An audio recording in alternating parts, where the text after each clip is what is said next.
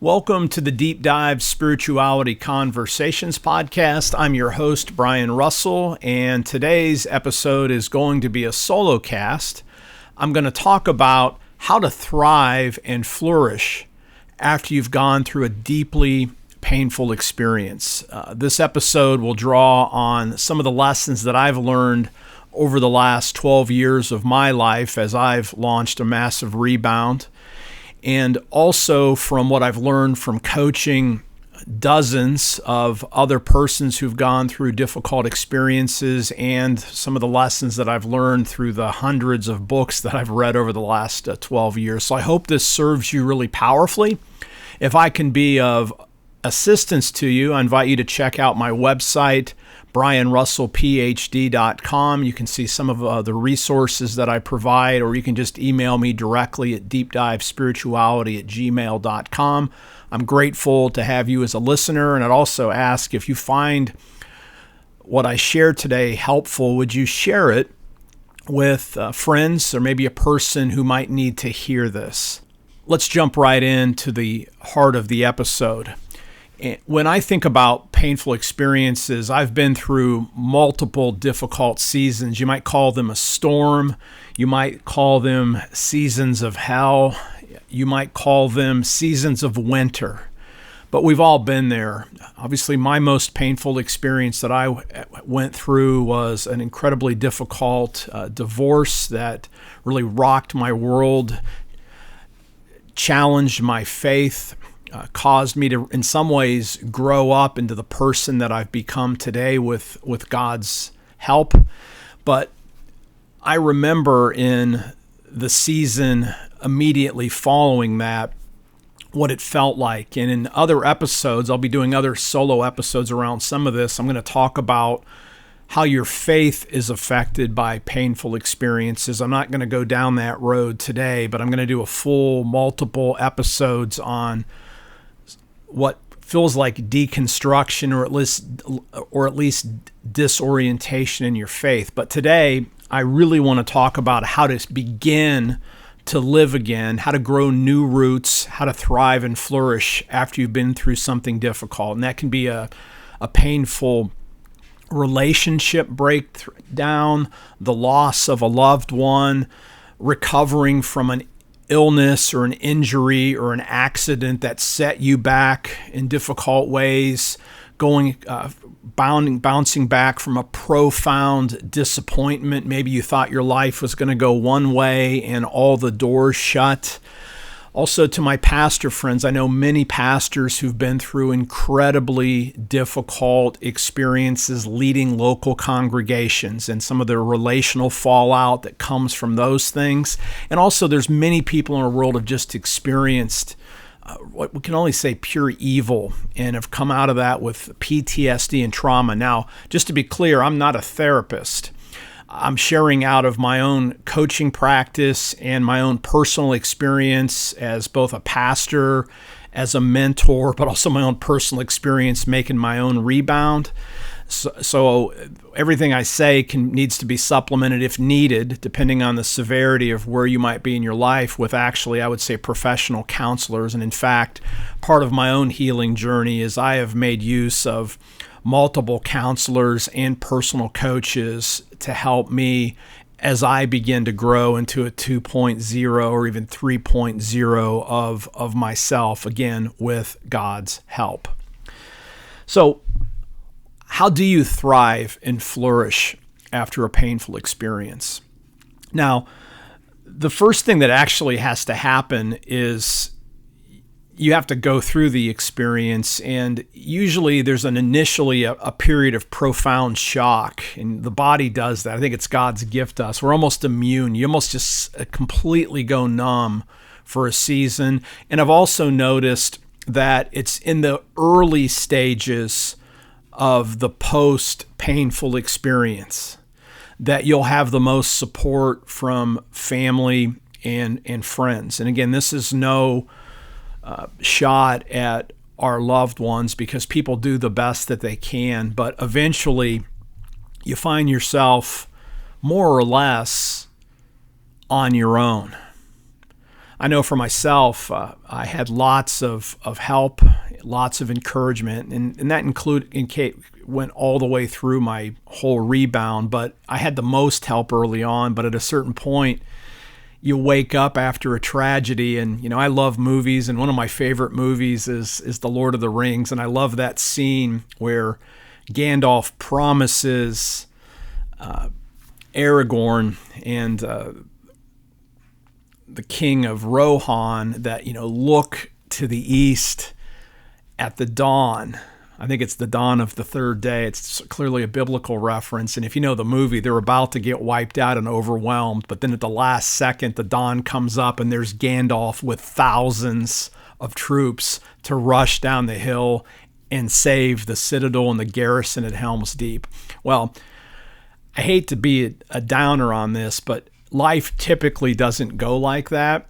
And when you've been through a really difficult time, there's going to be a time when you just wish that somebody would ride over the hill and save you, and you find out that nobody's coming. And I don't say that to be sad, because this episode is for you or anybody that you know who's been through the ringer. Because when you realize that after a season that you're kind of in this thing more or less on your own. Again, there's still always going to be your good friends and stuff, but you get the most help early on. So what do you do? What do you do when you wake up and realize, wow, this isn't going to get better for a long time, and there's no quick fix? Well, the first stage you enter in, again, this is after the numbness. This is after when you begin to make your comeback. I would call this the triage stage. And for me, as I look back, and now I'm looking all the way back into late spring, summer of 2011 for myself,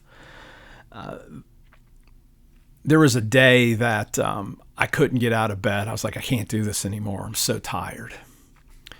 And I remember I saw light cracking through the blinds on my window of my bedroom, and there was just a ray of light coming in, and I thought, okay, wow, look at that, the sun. And I'm like, I'm so grateful I see that ray right now. The sun gets up every single day, and if the sun can get up on a good day or a bad day, I can get up one more day. And if you listen to my language right there, that was the day that I really discovered the power of gratitude. At my darkest moment, I was able to be grateful just for a ray of sunshine breaking into the darkness of my bedroom to remind me to get up. And so when we enter that triage phase, probably one of the most powerful things that you can begin to practice if you want to make a comeback and begin to thrive and flourish is learn to be grateful for even the littlest things that you can find in your life. Even in the midst of a storm, even in the aftermath of a tragedy, you can always find something to be grateful, even if it's the fact that you're still breathing when you wake up. So practice gratitude. That's one of the most powerful triage practices. And when you practice gratitude, the very things that you appreciate begin to appreciate. And you get this cumulative effect. And gratitude literally opens us up to the possibilities of what God might be up to even today when it feels like it's full of darkness. And so what I began doing during that season of life is I would practice gratitude in the morning. And in the evening before I went to sleep, I would try to think about 2, 3, 4 things that I could be grateful for, things that went really well during the day. And that cumulative experience was transformational. The second thing that I think is critical, and I kind of hinted at this when I talked about you wake up one day and realize that help isn't necessarily on the way quickly. If you practice gratitude while simultaneously accepting the brutal reality of wherever you are. And I know that's a hard word, but for me, it's like I realized, okay, I was going to be alone for a while. I had to take care of my kids. I was facing real financial hardship at that time. And so that was going to be super hard, and it was going to be a long road back. But I accepted that. I'm like, okay, that's what it is. That's the worst case scenario. So accept the brutal reality of whatever your situation is. But here's the key thing.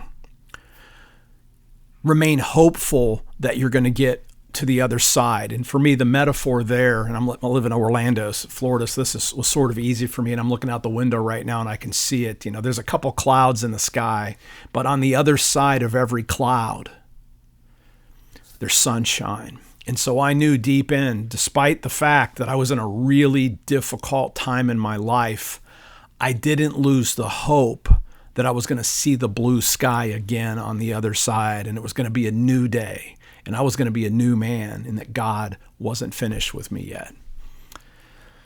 So gratitude, accept a brutal reality, and then decide. This is super important. Decide early on that regardless of what's happened to you or what is happening, that you're going, with God's help, to grow into a better person, a more loving person, and not simply a bitter person. For me, I always said I wanted to be better post-divorce, not bitter. I wanted to let my heart expand and not just contract and block itself off from other people. So you decide the kind of person you want to be. What kind of man, what kind of woman do you want to be 1 year, 3 years, 5 years, 10 years on the other side of whatever that painful experience is. So I think that's super important up front. So those are a couple of things that I would call triage. And then immediately what you have to take action on is this, and this is the things that I found really helpful. One of the most powerful practices, and everyone who listens to this podcast know that I'm a massive advocate of centering prayer, and that in some ways, and my own book, Centering Prayer, Sitting Quietly in God's Presence Can Change Your Life, is the story of how centering prayer impacted my journey back to more wholeness than I had previously, deeper levels of love, more experiences of God's grace. But friends, before I learned about centering prayer, I discovered the power of just breath. I didn't know anything about meditation. I didn't even know it was Christian at the time. I always thought that was some kind of new age practice or whatever. But what I learned early on was when I got super stressed out, just to breathe and take really deep breaths. And so if you're in the middle of a tragedy right now and you just feel overwhelmed, and I know I'm the kind of person that's super anxious. I mean, my heart rate was just cranked, like in fat burn, if not cardio, for days and weeks on end at times. But now what I learned, and I began to practice that, was I could just take really deep breaths and calm myself down. So when you find yourself super stressed and you're beginning and you want to start making a comeback, just learn to breathe. I would say learn how to do centering prayer, and that's a lesson for another day, and you can check out other episodes when I talk about that, but learn the power of breath. There's a nerve in the back of our throat. I think it's called the vagus nerve. And if you learn to breathe really deeply through your nose,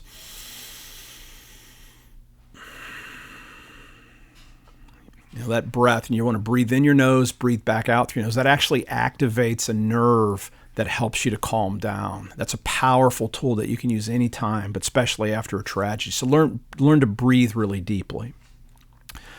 The other thing I found was really helpful during the triage is what food did I put in my body? This is where it's a killer. One of the temptations whenever you're in a tragedy is under stress is we have a temptation to buffer. And what I mean by buffering, it's those escape habits that you can embrace that give the illusion of making you feel better. Like, if you really feel terrible, a lot of times people turn to food, like comfort food. But if you're going through a really difficult time and you load up on comfort food, you're just going to create additional health problems for yourself. Same way with alcohol, let alone drugs or other substances or habits things you can practice that actually, again, give the illusion of making you feel better in the moment, but long term are actually doing damage to the person that God desires for us to be, does damage to our body temple that God's given us.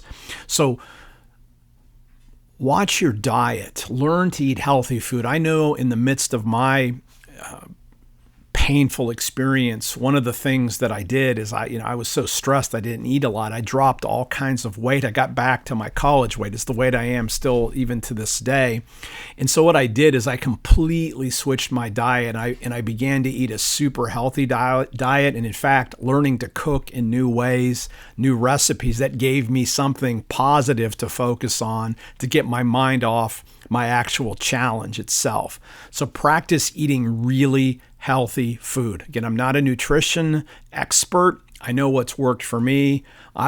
During that season, I went 100% plant-based because it was radically different. I did that for a season. Since then, I've done low carb, full-blown keto, but I've always just tried to eat as much healthy fruits and vegetables and the best cuts of meat when I did eat meat that I could. So definitely focus on a healthy diet. It's a game changer. That's part of the triage phase. If you want to make a comeback, you got to take care of the body temple. And along with that, exercise.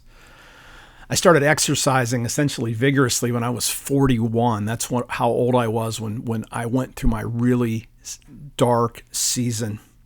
And I've been exercising ever since. And I'm literally in better shape now at age 53 than I was at 41. And I do push-ups, I do sit-ups, I do pull-ups, I've run, I've done aerobics, Zumba, yoga. Find something that works for you and begin to exercise, depending on your health, of course, but find some way to move, stretch, stimulate that body temple to grow muscles, to get flexible, and if anything else, just to burn off the stress. You're going to be glad you did. So diet, exercise, never overrated. And then probably the hardest thing to hack early on in the triage is make sure you get as much sleep as you can.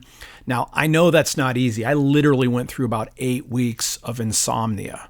And I was even going to the doctor and had some prescription sleeping pills. And I was so anxious that they didn't even work for me. So I know what it's like when you can't sleep. But I still made myself lay down.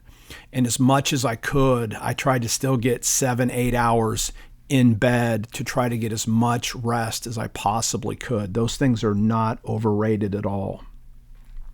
So that's what I would call the triage phase. Again, it's gratitude. It's learning how to breathe. It's facing our brute reality. It's deciding who we want to become. And one of the things you can sum that up with, and I learned this from Jack Canfield. He's the author of Chicken Soup from the Soul. And he's a coach. And one of the things that I heard from him early on, it was just a fluke that I ran into one of his podcasts, was he talked about the necessity of taking 100% responsibility for your life. So I did. Like if you've ever heard me talk on other podcasts, even about my own experience of divorce, I took this mindset, I'm going to own that it's 100% my fault. Again, that may sound kind of brutal, and obviously that's not true because there's always multiple people involved in my situation, and regardless of fault. And I'm not admitting to anything in particular when I say that, but here's the key thing: when you take responsibility 100% for your side, whatever your side is, whatever the role you played in your tragedy. And again, you could be if you're in a car accident, it probably wasn't your fault other than you got in the car. But I mean, there's no judgment on that. But what that does, it gives you agency. And again, it's with God's help. So don't hear me saying I didn't. It's because who knows? God has a huge rod. Hopefully, God brings another 100%, if not 1,000%. But that mindset is, I'm going to take responsibility for every part of my life that I have any ability to control, and I'm going to open that up to a tremendous change. So the triage just gets us in a position so that we can sustain ourselves, get back up on our feet. The wound is still there, right? The hurt is still there. The anxiety may still be there. But what that triage phase does, if you listen carefully, is what we're doing is we're beginning to try on a new set of habits and practices that can help you eventually move into a position where you can thrive and flourish. Now, you could call this a rule of life, and you may have noticed that I didn't mention any resources of the Christian faith when I was talking about the triage phase. In some ways, I kind of assume that, because like for me, I didn't stop reading the Bible. didn't stop going to worship. I didn't stop praying. I didn't stop doing the other things that you do as a Christian. So those were still there, but the reality was this: they didn't seem to work. They didn't feel anything. So I added these new other habits on as part of my rule of life. And what I've discovered on the other side, looking back, is I've actually embraced a whole person spirituality now. A lot of my faith was just lived up in my head. But when we start talking about diet, exercise, practicing gratitude, those are all embodied heart level practices that can then connect with our mind and then hopefully live out with our hands and our feet in ways that can serve other people really powerfully, right? And so this whole triage phase is rebooting that rule of life. You know, if you aren't a person of faith and you're listening to this, I would also encourage you to embrace the resources that are available through your community of faith. And so that's triage. Now, what's it take then to move into thriving, in flourishing and growing new roots? Again, this takes time. Again, I'm recording this literally almost 12 years after I descended into hell for a season. And it's taken me this long to kind of process and look back. You know, Kierkegaard has a quote that I've always found really powerful. It says, you can only live your life going forward, but you can only understand it looking backwards. I think one of the things that we do improperly sometimes as persons of faith is we look at a verse like all things work together for the good, and we look for the good too quick. You know, sometimes post-tragedy, you're not going to see the good for a long time. And I could say I'm a testimony to that. It took years for me to feel like I was fully back on track with my faith, even though I continued in my work as a pastor, as a professor, you know, and as a father, and ultimately and remarried and as an even better husband now. But it took seasons, right? And so you don't want to rush and think you have everything figured out, because there's always challenges. But as I began to grow new roots, these are some of the lessons that I learned.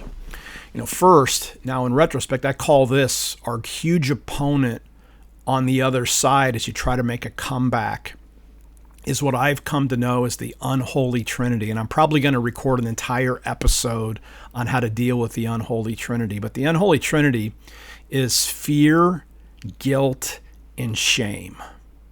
And anybody that's been through a really difficult time, and in fact, everybody gets affected by the unholy trinity, but if you've been through a tragedy and you felt like you've literally been cut down like a chopped down tree, or a tree that got blew over in a storm, you're going to feel overwhelming fear, just fear that there's not enough.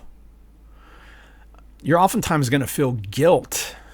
And sometimes it's not even guilt for what you did, because God can forgive you for what you did, but you just have this lingering guilt that's really false guilt that can afflict you and continue to pull you back down when you try to emerge post-tragedy. And you can feel shame. I know for me, I was like, man, I'm ashamed. I mean, I'm not supposed to be divorced. That's not in the cards when you're a pastor, a spiritual leader. That's not what I signed up for. So I had a deep sense of shame for a season. And so those things, fear, guilt, and shame, I don't have enough, I don't do enough, and I'm not good enough, will be your opponents as you're making your comeback. Again, I'm going to record a whole nother episode on the unholy trinity. But how do you push back against those things?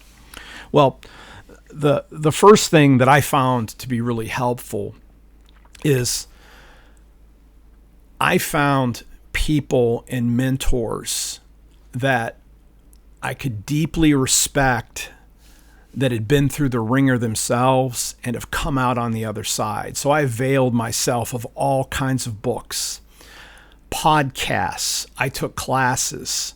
I worked with therapists. I hired coaches for myself to help build me back up. And I also surrounded myself in small group relationships with what I would call hitters, right? I mean, I'm talking about people that are willing, when the game is on the line, to step up to the plate courageously and swing. This is a baseball metaphor, of course. Swing even if they might strike out. So when you're on your way to build a comeback, you find the strongest people that you can to be in deep relationship with. And the biggest danger, and this is a huge danger when you want to thrive and flourish, is you end up surrounding yourself with people that are simply in exactly the same place that you are. Now, there's something about that, but make sure you also have aspirational relationships where you can be around with people not that we're going to show you not what it's like now, but where you can end up being 2 years, 3 years, 5 years, 10 years down the road. Find hitters in your life that you can model them, and then guess what's going to happen? Just like with Lazarus, right? When Lazarus came out, Jesus said, take his bandages off.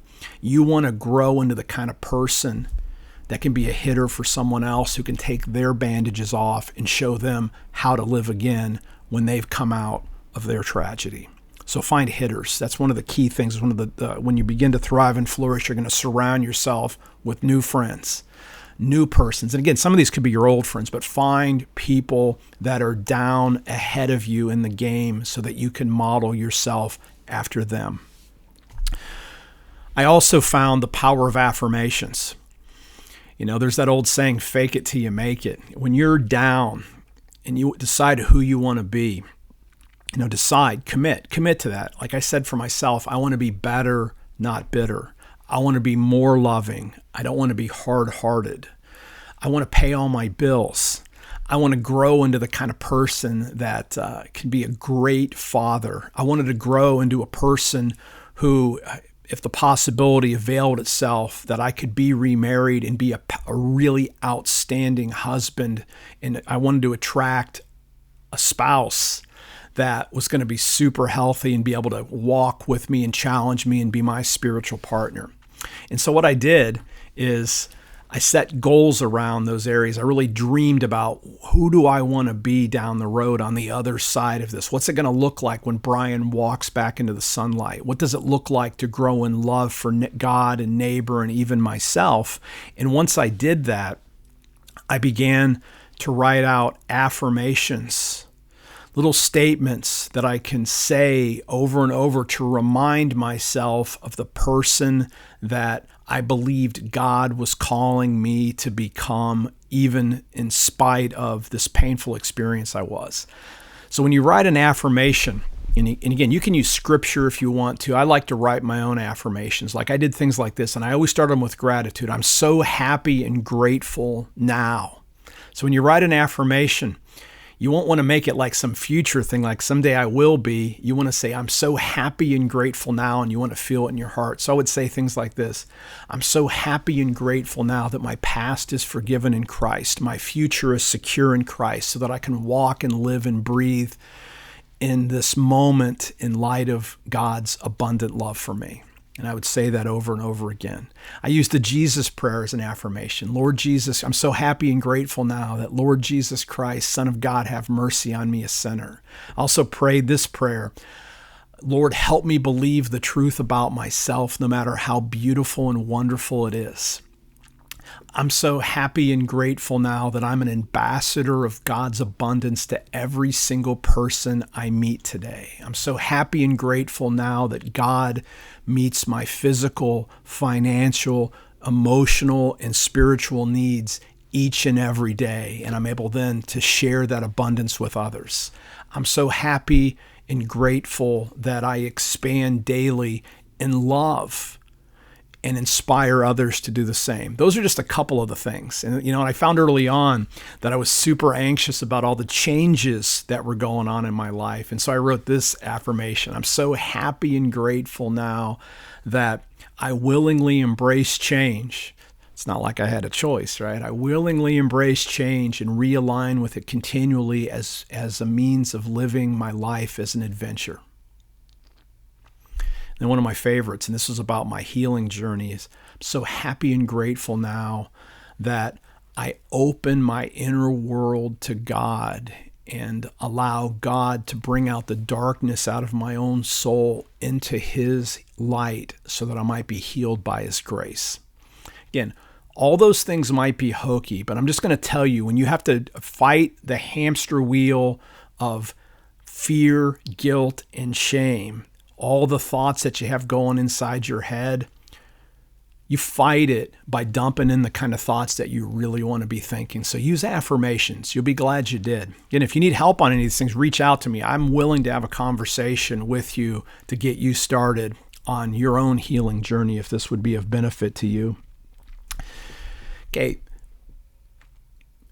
I can keep going on. There's going to be other episodes coming up here, but let me share a really powerful exercise. You're thinking, okay, I want to get started. I've talked about triage, and I could say a lot more. I've talked about some of the tactics for thriving and flourishing, but here's a really powerful one, because we've talked about the goals, right? So I want to grow into a person who's better, not bitter. I want to grow into a person whose heart is filled with ever deepening amounts of love for God and for neighbor. I wanted to, actually, in one of my goals, I just want to pay all my bills back. I was so deeply in debt from all that went through, and my house was underwater, all these things. So I wanted to pay all my bills. So I wanted to be able to thrive and flourish even financially. And I was already thinking like, well, geez, in like 10 years, my kids are going to be in college and there's nothing to pay for it. So I wanted to learn even about that. And those things were all scary. Like, how am I going to do this? How can I do this? So here's one of the most powerful things that I did. And I learned this exercise from a coach, strategic coach, Dan Sullivan. And he has a great talk. It's called How 10Xing is Easier Than 1Xing. So you go for a big goal. But to do that, you commit to it. And then what you have to do is you have to decide on what to do with your past. And here's the challenge. If you want to thrive and flourish, you have to come to grips with your past and learn to view it not as the definition of who you are. God doesn't see any of us in light of the very worst moment in our lives. God sees each one of us as persons deeply loved, as persons created in His image, and as persons with unlimited potential. So we need to learn essentially to see ourselves that way, which means you have to go back into your past. Because how do you make a comeback when you feel like you got knocked off your feet? It's not easy. Sometimes you feel like, well, geez, I can't do it. Well, guess what? If you go back and harvest your past, you're going to discover that you can do it with God's help. And here's the exercise I learned from Dan Sullivan. Again, this, depending on your age, you may want to adjust this, but I was in my 40s when I did this. And so Sullivan says, go back 25 years. And I would say if 25 years puts you way back into your teen years or even younger, go back to at least when you graduated from college or graduated from high school. And then what you want to do is, when you're thinking about your past, is the only part of your past that you really want to take forward are the powerful lessons and the achievements that gave you confidence in your past. Because the one thing that you need to begin to thrive and flourish is you need to build some momentum in your life again, and you need to get some confidence. And this exercise will give that to you. And so here's what you do. Go back 25 years or its equivalent and write down achievements that you have. And you say, well, geez, Brian, I don't have any achievements. Well, guess what? Start with graduating from high school. Heck, if you didn't graduate from high school, hey, you got a trophy for playing soccer. Whatever achievements that you have, write them down. So I wrote down the various degrees that I earned. I wrote down my jobs that I did. I wrote down awards that I had won. I wrote down books that I had read. I just made lists of things that had gone well for me previously. You say, well, that's the easy part. Well, yeah, that's the easy part, but that's really powerful. That's going to encourage you. Look at what you've done already in your life. And remember, back in those times before you did most of those things, they were scary. Remember even back when you were in high school, where you're like, geez, I'm never going to get through this. Well, guess what? You did. Or you went to college. How am I going to take this class? Well, you made it. Or if you went to graduate school, I'm never going to get finished. It's too hard. Well, you got through. So remember that in the past, you had challenges and you overcame them. And those are what your achievements are. But also, when you're thinking, well, geez, Brian, a lot of things didn't go well. Well, guess what? We don't care about the things that didn't go well in terms of events. So you're not going to write the bad stuff down. But here's what you're going to do. Write down the lessons that you learned from the past. Write down lessons that you learned from the challenging experiences that you've already experienced. And so what you're going to have after that is you're going to have 25 years worth of achievements and lessons. And spend some time on this. This is one of the greatest gifts that you can give yourself, right? Because what that's going to do is it's going to say, wow, look at how God has worked in my life already. Look at the lessons that God even taught me through some of the more difficult experiences that I've already had. And then guess what? One of the takeaways is going to be, you're going to get through the painful experience that's in your recent past, friends. And you're going to do that by exactly how you got through challenges in your earlier, by taking action with confidence that if you can just be consistent, draw the right community around yourself, and have courage. Because that's the last lesson. If you want to move into thriving and flourishing, you got to realize it's probably not going to feel good for a while, right? It's hard. There's going to be pain. You're going to have reminders. You're going to have setbacks. So you have to embrace courage. And, we admire people that have courage because it's so unusual, isn't it? Most people shrink. Most people in the face of challenges are broken or basically just allow themselves to be pushed aside. But you're different. With God's help, you're going to exercise courage, just like God said to Joshua, be strong and courageous. And when you embrace courage is not a lack of fear. It's not a lack of shame. It's not a lack of guilt. But what it is, it's being consistent and holding on and just waiting, again, for that blue sky to come. So you do that by first performing triage. Find those initial habits and practices that can sustain you, get you breathing again, get you back on your feet. Again, I mentioned gratitude, breathing, diet, exercise, sleep, having the right mindsets, deciding that you're going to be better, not bitter, accepting where you are at that moment. That's triage. And then you're going to begin to move into new habits that are going to let you thrive and flourish by setting goals for where you really want to be, building up affirmations to push back against the negativity and the doubt and the worry and the fear and the guilt and the shame that you're gonna face. And then do that exercise. Harvest the good from your past. Decide what your past means so that it becomes the means to a more profound, powerful, beautiful future of thriving and flourishing. You're going to be glad you did. Again, there's some advanced practices that we could have mentioned, journaling, centering prayer, meditation, the Jesus prayer. Again, I encourage you during the season when you're really having some difficulty, avail yourself to an excellent therapist. I still see a therapist 12 years down the road, and I found a great therapist. I've used several different ones over the years, and I found each one has helped me in different ways to continue to open up my heart. And again, coaching is a fantastic thing.